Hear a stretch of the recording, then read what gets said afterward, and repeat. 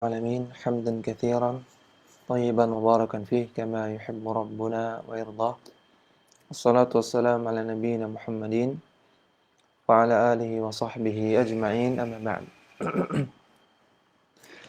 Kembali kita membaca kitab At-Tauhid karya Syekh Shalih bin Fauzan Al-Fauzan hafizahullah ta'ala. Kita masuk pada subbab yang baru, yaitu anwa'us syirki, jenis-jenis kesyirikan. Asyirku nau'ani, kesyirikan ada dua jenis. Sebagaimana kita sudah tahu. Apa saja? Syirik akbar dan syirik asghar. Jadi sudah kita ketahui bersama, syirik ada dua, syirik akbar dan syirik asghar. Nah sekarang, apa dalil pembagian syirik? Ini faedah ya, tidak ada di kitab.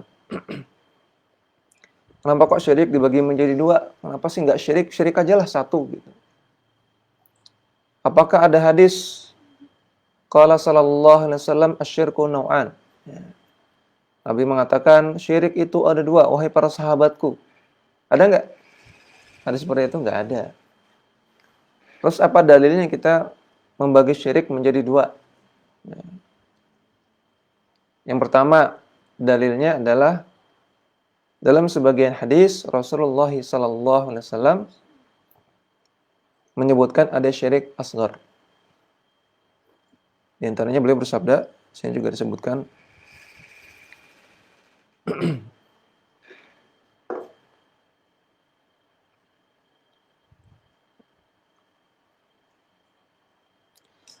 akhwafu ma akhafu alaikum asyirkul asghar. Perkara yang paling aku takutkan terjadi pada diri kalian adalah syirik asghar. Qala ya Rasulullah, wa syirkul asghar? Qala ar-riya. Para sahabat bertanya, wahai Rasulullah, apa itu syirik asghar? Ya, Rasul mengatakan riya. Hadisnya sahih riwayat Imam Ahmad. Maka Nabi menyebutkan ada syirik asghar. Ini nas. Disebutkan dalam teks sabda Rasulullah. Ini ada ya di halaman selanjutnya. Teks hadisnya. Halaman situ. Maka kalau ada syirik asghar, maka ada syirik akbar. Ini dalil jenis pertama, yaitu nas ya menyebutkan ada syirik asghar, maka ada syirik akbar. Yang kedua, dalilnya adalah istiqra' wa tatabbu'. Istiqra' wa tatabbu'. Ya. Istiqra' artinya mengumpulkan semua dalil-dalil yang terkait dengan syirik. Ya, ulama mengumpulkan semua dalil-dalil yang terkait dengan syirik. Kemudian tatabbu, menelusuri. Ya. Menelusuri dan mengelompokkan ya, dari hadis-hadis, dari ayat-ayat yang dikumpulkan tersebut, dikelompokkan. Oh ternyata disimpulkan syirik ada dua macam. Maka dalil yang kedua adalah istiqra' wa tatabbu. Al-istiqra' wa at-tatabbu. Istiqra' wa tatabbu ini salah satu dalil. Kalau kita belajar ushul fikih, ada bab al-istiqra' wa tatabbu. Namun ini dalil yang mukhtalaf alaih, ya, dalil yang diposisikan apakah itu dalil atau bukan. Namun yang rajih istiqra' wa tatabbu, kalau itu indikasinya kuat, ya, bahwasanya telah dikumpulkan oleh para ulama semua dalil masalah ini, ya, dan yang mengatakan, yang menyimpulkan itu ulama yang dianggap pendapatnya, ya, maka istiqra' wa tatabbu itu dalil. Ya. Dan para ulama menyimpulkan bahwasanya ada syirik, ada beberapa kesyirikan yang disebut kesyirikan, namun ternyata tidak dikafirkan orangnya. Ya, dari hasil istiqra' dan tatabbu tadi, diketahui ada kesyirikan yang disebut oleh Nabi sebagai kesyirikan, namun tidak dikafirkan. Contohnya, bersumpah dengan nama selain Allah Subhanahu wa taala. Rasulullah sallallahu alaihi wasallam bersabda, "Man halafa bi ghairillahi faqad asyrak." Barang siapa yang bersumpah atas nama Allah, maka dia telah berbuat kesyirikan. Suatu kala ada salah seorang sahabat yang berkata, "Wabil Ka'bah." Dengan nama Ka'bah atau demi Ka'bah, bersumpah dengan Ka'bah. Maka Rasulullah nasihati, "Lima tahlifu bil Ka'bah?" Kenapa kok kamu bersumpah atas nama Ka'bah? Man halafa bi ghairillah faqad asyrak. Barang siapa yang bersumpah atas nama selain Allah, maka dia telah berbuat kesyirikan. Hadisnya sahih riwayat Imam Ahmad juga. Maka apakah setelah itu Rasulullah mengkafirkan orang ini? Kamu kafir, bukan muslim, sudah sana pergi. Jawabannya tidak. Tidak Nabi kafirkan. Maka menunjukkan ada kesyirikan yang tidak sampai mengeluarkan orang dari Islam, tidak sampai kafir. Inilah yang dimasukkan ke dalam kategori syirik asghar. Hasil dari apa tadi? Istiqra wa tatabbu. Istiqra wa tatabbu. Penelitian lah. Dalam bahasa kita penelitian. Dimana kan penelitian kan macam-macam ya. Penelitiannya dengan cara mengumpulkan semua dalil, kemudian dikelompokkan. Kemudian dihasilkan kesimpulan. Ini minimalnya 2 dalil terhadap pembagian jenis syirik. Ya. Ini penting ya. Jadi banyak orang mempermasalahkan pembagian-pembagian. Kenapa kok tauhid dibagi menjadi 3? Kenapa syirik dibagi menjadi 2? Kenapa bid'ah dibagi menjadi lughawi, syar'i? Nah, ini perlu dipahami alasan dari pembagian-pembagian tersebut. Kita lihat di sini penjelasan dari Syekh Shalih Fauzan, "An-naw'ul awwal syirkun akbaru." Syirik yang pertama adalah syirik akbar. Yukhriju minal millati. Yukhriju minal millati maksudnya yukhriju fa'ilahu minal millah. Syirik akbar mengeluarkan pelakunya dari agama Islam. Artinya orang yang melakukan syirik akbar statusnya murtad, statusnya keluar dari agama Islam. Wa yukhallidu sahibahu finnari, dan membuat pelakunya kekal di neraka. Idza mata wa lam yatub minhu, dengan syarat dia mati dalam keadaan belum bertaubat dari syirik akbar. Wa huwa, syirik akbar artinya sarfu syai'in min anwa'il ibadati li ghairillahi. Syirik akbar artinya memalingkan salah satu jenis ibadah kepada selain Allah. Ini kaidah. Di antara kaidah, bahkan ini kaidah yang utama dalam membedakan syirik akbar dengan syirik asghar. Ini perlu dicatat ya kaidahnya, karena kaidahnya banyak untuk membedakan syirik akbar dengan syirik asghar. Salah satunya, semua bentuk ibadah yang dipalingkan kepada selain Allah, maka itu syirik akbar. Ini gampang, untuk mengetahui syirik akbar itu gampang. Pokoknya dia ibadah diserahkan kepada selain Allah, maka itu syirik akbar.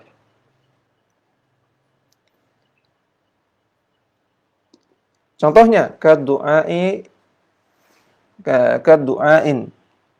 atau kadu'ai ghairillahi, seperti berdoa kepada selain Allah. Doa ibadah bukan? Ibadah. Kata Nabi SAW, ad-du'a'u huwal ibadah. Doa itu ibadah. Jelas. Maka kalau berdoa pada selain Allah, berarti mempersembahkan ibadah kepada selain Allah. Kesimpulannya, syirik akbar. Wa taqarrubi bidzabahi, dan beribadah taqarrub artinya mendekatkan diri kepada Allah, atau taqarrub itu istilah lain dari ibadah. Beribadah dengan cara menyembelih. Kenapa ada kata-kata taqarrub segala? Karena tidak semua menyembelih itu ibadah ya. Setiap hari tukang ayam goreng itu nyembelih. Ya.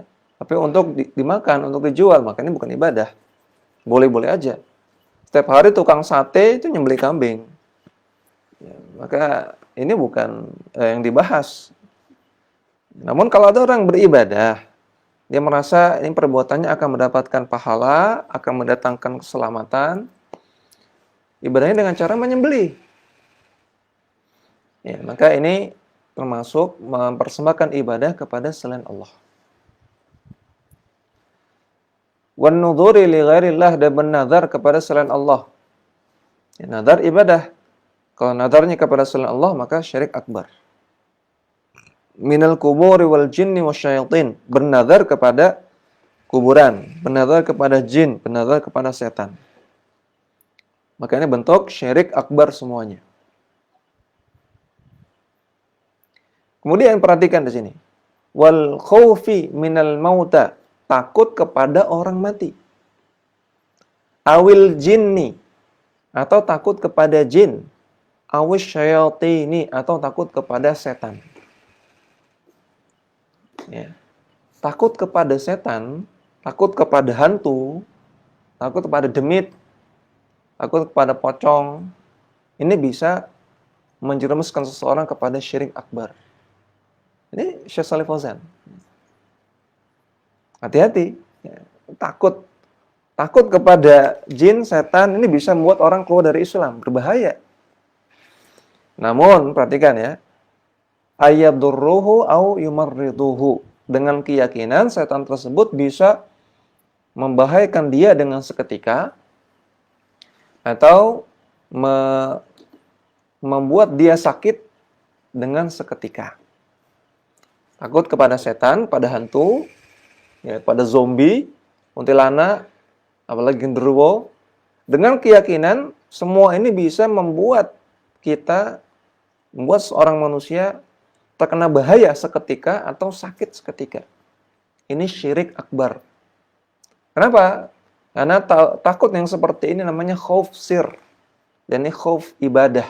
Takut yang berupa ibadah. Ada yang bisa mematikan, yang bisa membahayakan, yang bisa bikin sakit dengan seketika hanya siapa?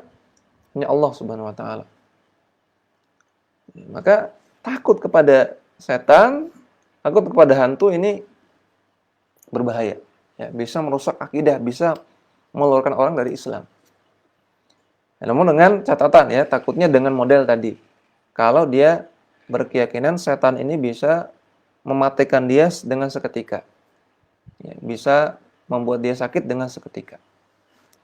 Nah, kalau tidak dengan keyakinan seperti itu, ya, sekedar takut saja, ya, maka kata Syekh Rabi bin Hadi Al-Madkhali, ini juga kesyirikan, namun syirik asgar.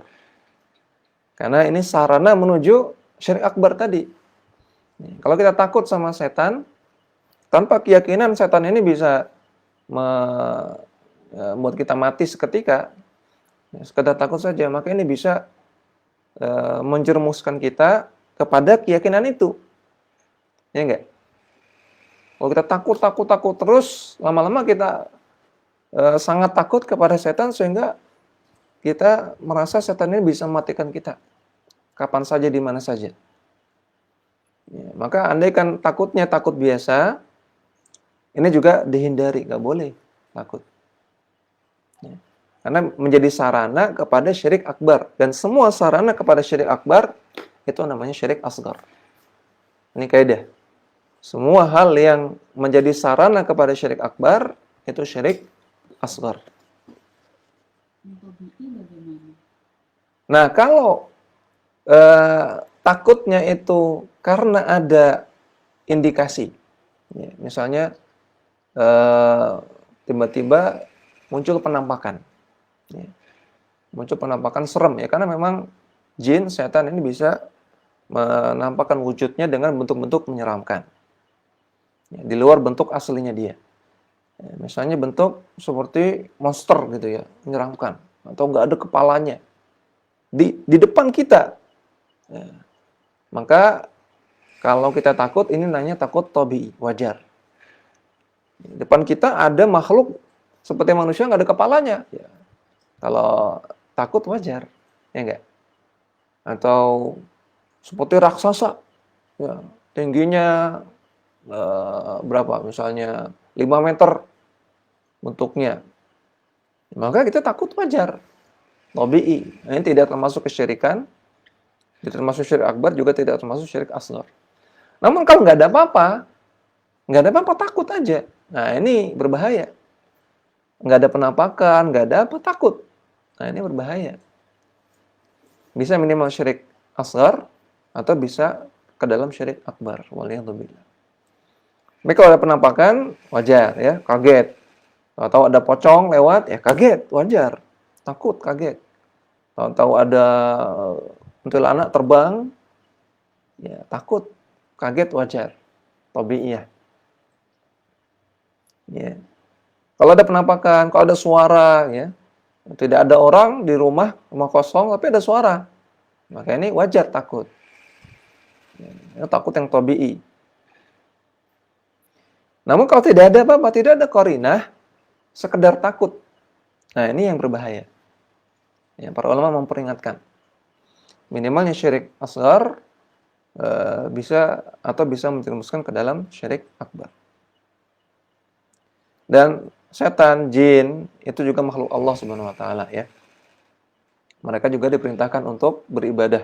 Wa ma khalaqtul insa wal jinna illa liya'budun. Wa ma khalaqtul jinna wal insa illa liya'budun. Tidaklah aku ciptakan jin dan manusia kecuali untuk beribadah kepada Allah Subhanahu wa taala. Maka jin juga disuruh untuk ibadah. Jin juga disuruh untuk sholat, puasa, menyambung silaturahmi, nutup aurat, ya, berzikir. Sama seperti kita. Jadi, kenapa kita takut? Sekarang kalau ada orang yang kerjanya nongkrong-nongkrong, ada orang lewat, kemudian digangguin. Maka ini orang baik apa enggak? Enggak baik. Ini ahli maksiat. Ini orang mulia apa enggak? Suka gangguin orang di jalan yang lewat. Dikagetin, atau digodain, atau diomong-omongin. Ini orang mulia apa enggak? Enggak mulia. Ini orang hina. Di hadapan masyarakat hina, di hadapan Allah lebih hina lagi. Maka jin juga sama. Kalau jin suka mengganggu manusia, maka ini jin yang hina. Jin suka nakutin manusia, ini jin yang hina. Jin yang bermaksiat, dapat dosa. Dapat dosa. Dia harusnya nyari pahala, dia malah nambah dosa. Maka nanti di akhirat sama diancam masuk neraka. Sama. Ya, tidak ada perbedaan antara kita dengan mereka. Kecuali mereka nggak kelihatan, kita kelihatan. Namun mereka sama-sama dapat dosa, dapat pahala. Ya, nanti bisa masuk surga, bisa masuk neraka. Sama aja.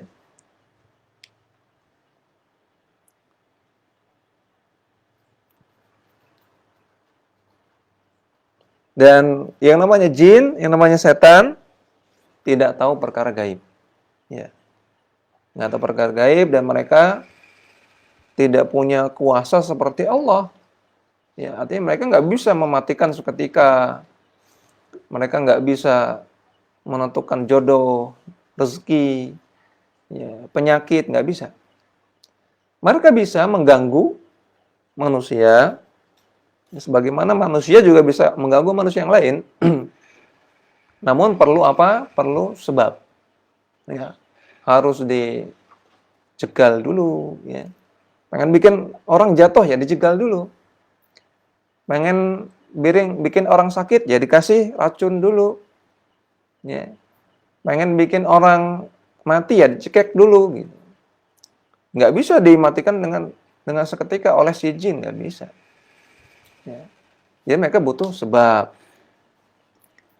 Ya. Ini harus dipahami. Jadi jin, setan nggak tahu perkara gaib, nggak tahu masa depan, nggak tahu jodoh, nggak tahu rezeki, nggak tahu. Jangan nanya sama mereka. Dan mereka juga nggak tahu kapan kita mati. Dan mereka tidak bisa mematikan kita dengan seketika, nggak bisa bikin kita sakit seketika, nggak bisa. Namun mereka bisa mendatangkan sebab untuk membahayakan kita. Oleh karena itu, syariat mengajarkan kita banyak sekali amalan untuk menghindarkan dari sebab-sebab adanya gangguan dari para jin. dengan cara zikir pagi sore, dengan cara baca Al-Qur'an, terutama surah Al-Baqarah, dengan menjauhi maksiat, dengan melakukan ibadah, dengan menghilangkan gambar-gambar makhluk bernyawa di dalam rumah, menghilangkan alat musik di dalam rumah, menghilangkan kesyirikan, jimat, keris, macam-macam dihilangkan dari rumah. Dengan menutup pintu ketika malam, menutup wadah-wadah ketika malam, masuk ke rumah dengan berzikir, dengan Assalamualaikum atau dengan Bismillah, dan sebab-sebab lainnya. Ya, jadi jin memang bisa memudaratkan manusia dengan sebab, maka kita usahakan amalan-amalan untuk menghindarkan diri dari sebab-sebab tersebut. Kemudian wal khaufi minal mauta. Nah, kemudian warajai ghairillahi, dan berharap raja kepada selain Allah. Fima la yaqdiru alaihi illallah, dalam perkara-perkara yang tidak dimampui kecuali oleh Allah. Berarti berharap rezeki, berharap jodoh kepada orang mati. Ya. Berharap ini ibadah hati, ya. Ibadah hati. Jadi terkadang tidak diucapkan, namun dia punya perasaan, aduh, kalau bukan karena bantuan Mbah Fulan yang sudah mati, Wali Fulan, kayaknya saya nggak akan dapat rezeki ini. Ini perasaan, ya. Makanya roja namanya. Roja, dia berharap dapat rezeki, berharap dapat jodoh dari si mayit, dari si wali yang sudah mati misalnya. Makanya roja. Padahal jodoh, rezeki tidak ada yang mampu kecuali Allah Subhanahu wa taala. Min qada'il hajati wa tafrijil kurabati. Baik berupa ditunaikannya hajat-hajat atau dibebaskannya dia dari berbagai kesulitan. Mimma yumarisul ana haulal adrihati. Sebagaimana yang kita saksikan di zaman sekarang di sekitar pemakaman, situs-situs keramat. Al-mabniyati 'alal kuburil awliya, yang dibangun di atas kuburan para wali wassalihin dan orang-orang saleh. Qala ta'ala, Allah Ta'ala firman, wa ya'buduna min dunillahi ma la yadurruhum wa la yanfa'uhum. Dan mereka menyembah selain Allah yang mereka sembah tersebut tidak bisa memberikan mudarat, tidak bisa memberikan manfaat. Wa yaquluna haula'i syufa'una indallah, dan mereka mengatakan yang disembah-sembah ini mereka sebagai syufa'a, sebagai pemberi syafaat di sisi Allah Subhanahu wa taala kepada kami. Surat Yunus ayat 18. Makanya contoh-contoh syirkul akbar, syirik akbar. Paham ya? Jadi apa kaidahnya syirik akbar tadi? Kaidah menentukan syirik akbar, memalingkan ibadah kepada selain Allah. Itu syirik akbar. Gampang sekali. Ya. Nah, semua bentuk memalingkan ibadah kepada selain Allah itu syirik akbar. Ya, cuman satu kaidah sudah cukup ya, untuk menentukan syirik akbar. Sedangkan syirik asghar nanti banyak kaidahnya. An-naw'u tsani, jenis yang kedua, syirkun asgharu, syirik asghar. Ya, jangan salah paham. Ketika namanya syirik asghar, asghar artinya kecil, berarti perkara kecil, bukan. Jangan dianggap syirik asghar berarti perkara kecil, bukan.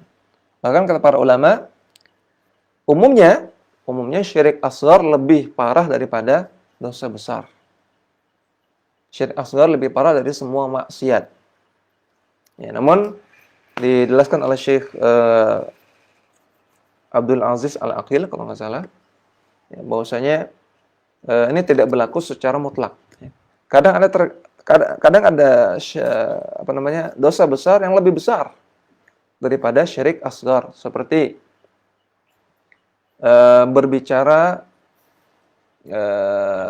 atas nama Allah tanpa dalil. Ya, berbicara atas nama Allah tanpa dalil ini dosa besar, lebih parah daripada syirik asghar. Demikian juga membunuh, ya, lebih parah daripada sebagian syirik asghar, ya, sebagian syirik asghar. Membunuh itu lebih parah daripada bersumpah atas nama selain Allah. ya, membunuh. Bahkan sebagian sahabat mengatakan tidak ada taubat bagi pembunuh.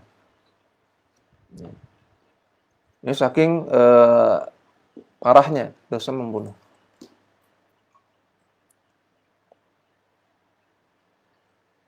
Ya, maka ada sebagian dosa besar yang dianggap lebih besar oleh sebagian ulama daripada sebagian syirik asghar.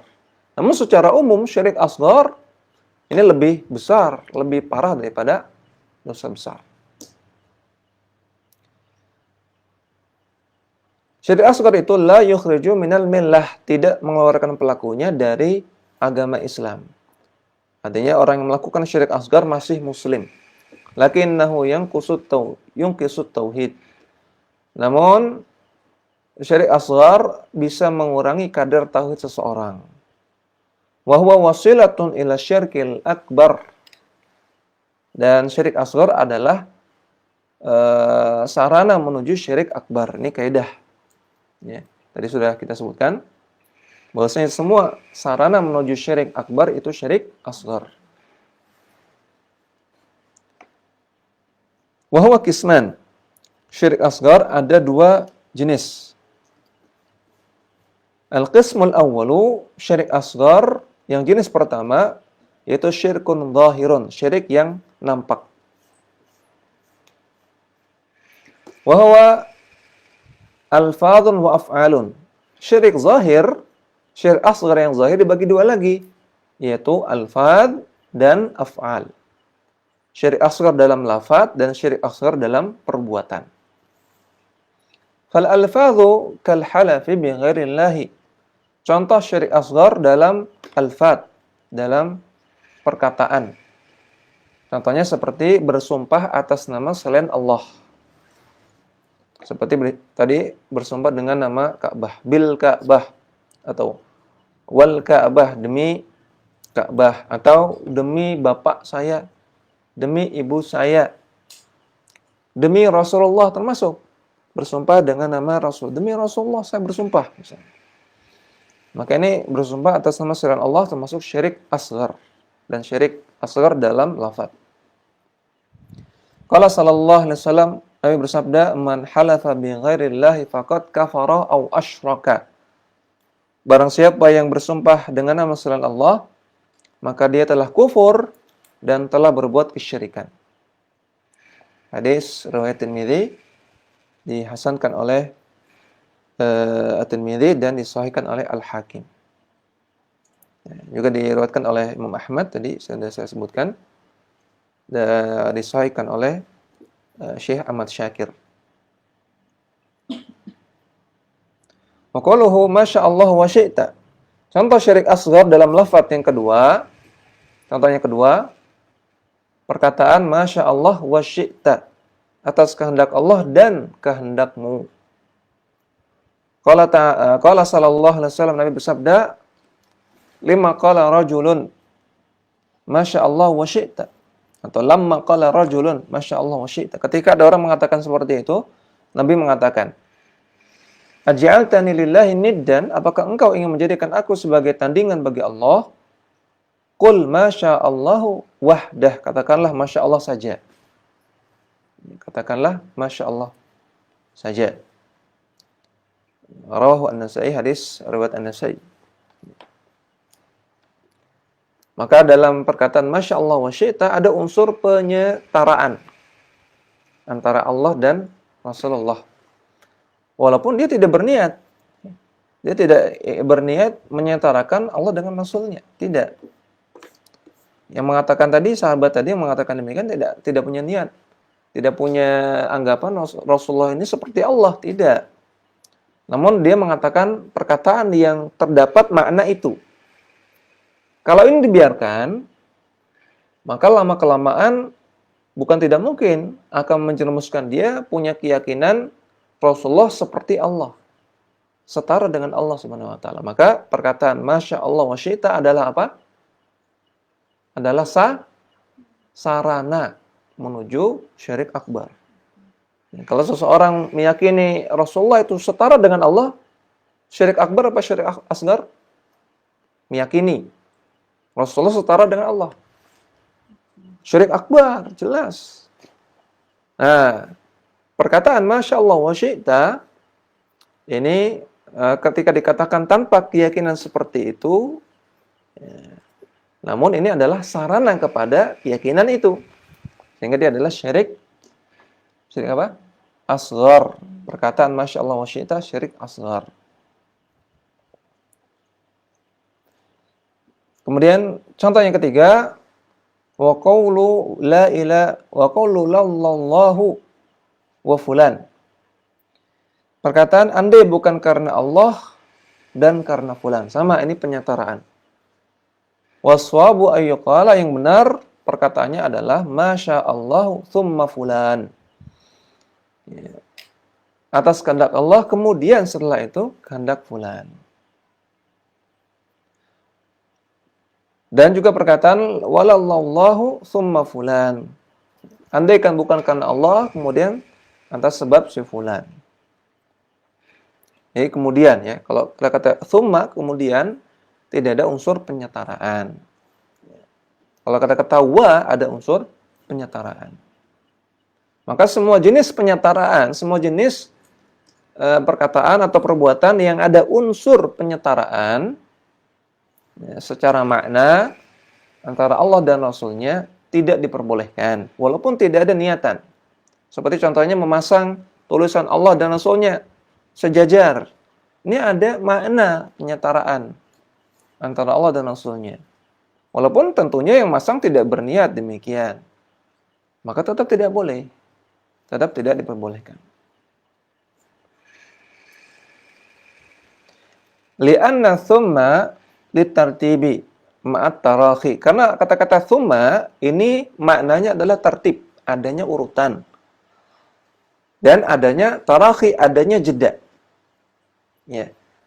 Jadi ada ya, kalau misalnya setelah satu kemudian dua, maka ini ada urutan tapi tidak ada jeda.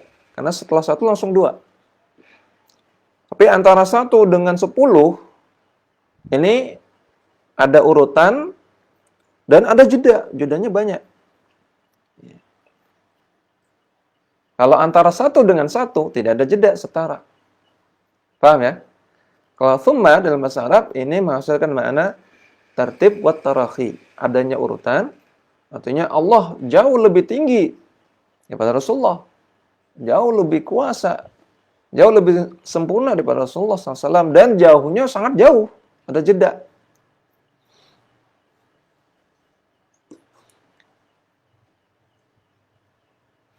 Taj'alu masyiatal abdi tabi'atan li masyiatillah.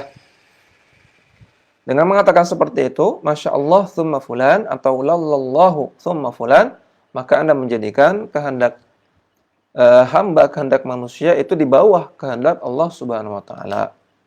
Kama qala ta'ala, sebagaimana Allah taala firman, "Wa ma tasyauna illa ayyasha Allahu rabbul alamin." Tidaklah kehendak mereka itu kecuali di bawah kehendak Allah Rabb semesta alam. Surat Takwir ayat 29. Wa ammal waw, adapun huruf waw, fahiyal limutlaqil jam'i wal ishtiraki. Maka memberikan makna al-jam'u wal ishtirak. Adanya penggabungan dan adanya ishtirak, adanya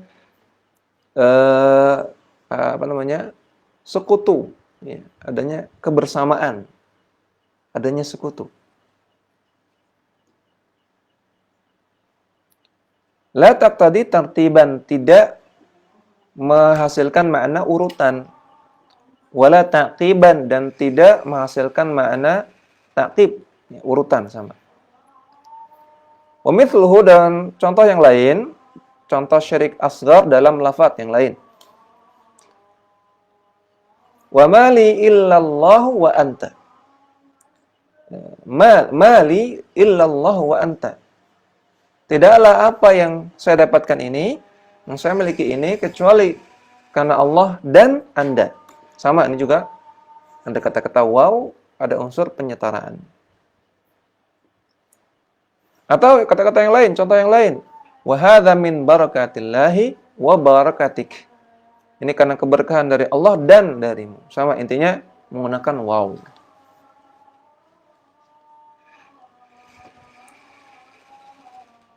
Dan hadis di atas Nabi mengatakan qul masya Allah wahdah. Ini adalah dalil bolehnya kita mengatakan masya Allah saja. Ya, ketika kita kagum terhadap sesuatu, ya, atau heran terhadap sesuatu, masya Allah. Gitu. Boleh, karena Nabi katakan qul masya Allah wahdah, katakan masya Allah.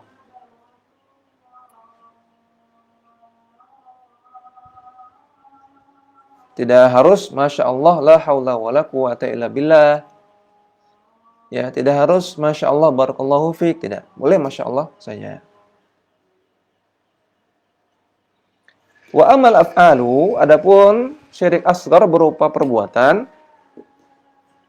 famithlu lubsil hilqati. Contohnya menggunakan hilqah, menggunakan gelang. Wal khayti atau benang. Benang yang dikaitkan, ya, benang yang dipakai.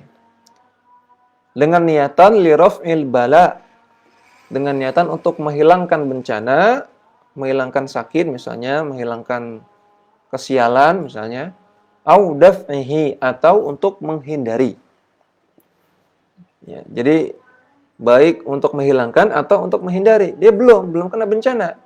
Yang dia punya keyakinan kalau dia pakai gelang ini akan terhindar dari bencana. Atau dia sedang sakit, dia sedang miskin, dia sedang sial. Dengan pakai gelang ini dia berkeyakinan miskinnya akan hilang, sialnya akan hilang. Maka ini syirik asghar, syirik asghar berupa af'al, berupa perbuatan. Namun dengan catatan dia berkeyakinan yang menghilangkan bala atau menghindarkan bala itu Allah. Namun gelang ini hanya usaha, kata dia. Ya, pakai gelang hanya usaha. Yang menghilangkan bala Allah. Maka itu syirik asghar. Kalau dia berkeyakinan yang menghilangkan bala itu adalah si gelang ini, yang menghilangkan penyakit si gelang ini, ya, dengan sendirinya, maka ini syirik akbar. Ya, karena menisbatkan mudarat dan manfaat kepada selain Allah, itu syirik akbar. Jadi pakai gelang itu perlu dirinci, ya. Pakai gelang jimat, pakai jimat itu perlu dirinci. Kalau dia berkeyakinan jimat ini sendiri yang menghilangkan mudarat, menghilangkan bala, menghindarkan bala, maka ini syirik akbar. Memang kalau dia berkeyakinan ini hanya usaha, ya kan sering kita, ya, kalau kita nasihati, kenapa kok pakai jimat? Janganlah, syirik itu. Maka biasanya dia akan mengatakan, ini kan cuma usaha. Ya, walaupun usaha tetap syirik. Justru karena itu usaha, maka syirik asghar. Kalau kamu berkeyakinan itu yang menyembuhkan, itu yang menghilangkan bala, syirik akbar malah. Contoh yang kedua, wa mithlu ta'liqit tamaimi khaufan minal 'aini wa ghairiha. Menggantungkan tamimah, jimat. Ya. Biasanya digantungkan di anak kecil, biasanya digantungkan di rumah, biasanya digantungkan di kendaraan. Ya. Dan sebetulnya tadi khait dan juga khilqah ini termasuk jimat. Kalau tamimah lebih umum lagi, ya. Bisa digantungkan di rumah tadi, ya. Bisa berupa rajah, bisa berupa, ya, macam-macam. Ya. Bisa digantungkan di dashboard mobil, ya, atau di belakang kacanya, ya, atau dipakai atau taruh di dompet. Ini semua tamimah. Dengan keyakinan bisa menghindarkan diri dari ain atau mudarat yang lainnya. Maka ini juga syirik asghar dengan catatan tadi, ya. Kalau dia berkeyakinan ini hanya usaha, syirik asghar. Kalau berkeyakinan ini yang menghilangkan mudarat, syirik akbar. Idza taqada anna hadhil asbab li raf'il bala' aw daf'ihi, fa hadza syirkun asgharu. Kalau dia punya keyakinan ini hanya sebab. Perhatikan, sebab, hanya sebab saja, hanya usaha. untuk mengangkat bala atau menghindarkan diri dari bala, maka itu syirik asghar. Lianna Allah lam yaj'al hadhihi asbaban. Karena Allah tidak menjadikan barang-barang di atas khilqah, ya, gelang, kalung, jimat. Allah menjadikan benda-benda ini sebagai sebab untuk menghilangkan bala, untuk menghilangkan bencana. Amma ini taqada annaha tadfa'u atau tarfa'ul bala bi nafsiha, fa hadha syirkun akbaru. Adapun kalau dia berkeyakinan bahwasanya benda-benda di atas bisa menghilangkan bala dengan sendirinya, maka ini syirik akbar. Li'annahu ta'alluqun bi ghairillah, karena ini berarti dia punya ketergantungan hati kepada selain Allah. Tawakal kepada selain Allah. Tawakal kepada jimat. Tawakal kepada gelang, tawakal kepada kalung. Maka ini syirik akbar.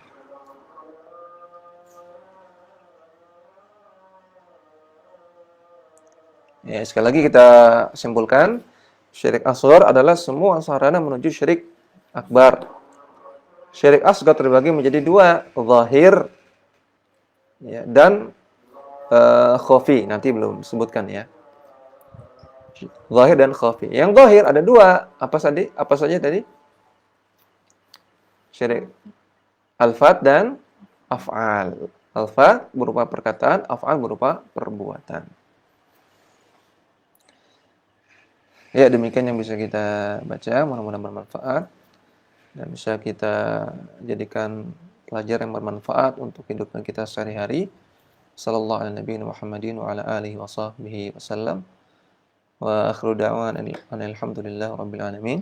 Subhanakallahumma wa bihamdika asyhadu an la ilaha illa anta astaghfiruka wa atubu ilaik. Assalamualaikum warahmatullahi wabarakatuh.